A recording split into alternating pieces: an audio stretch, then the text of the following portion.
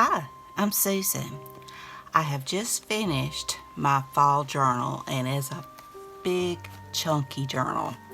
This is my first time doing an altered book, and it's a Reader's Digest book, and I really had a lot of fun. And so I'm just going to do a flip through for you, and I'll tell you a little bit about the stuff I've got in here. This is some old seam binding that was my mom's many years ago, and I just cut it in half and let it fray, and I just thought it made a nice closure. I decorated the spine, and it is a little bit not in the best shape, but this is going to be my journal. And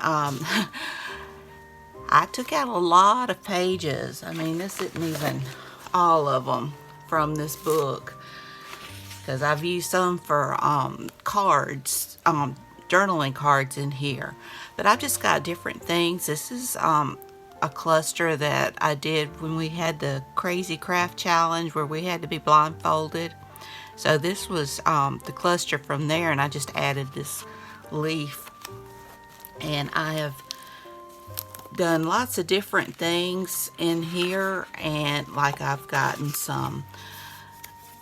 been watching all the videos with the fast flow stitching, and so I did this little snippet roll strips throughout. I've got some tags that's got the fast flow stitching on it. You'll notice some of the cards I've done doing altered playing cards, and some of the guest check tags. So I'm just going to go through this and show you what I've got, and I hope you'll enjoy it. So without further ado, let's get started.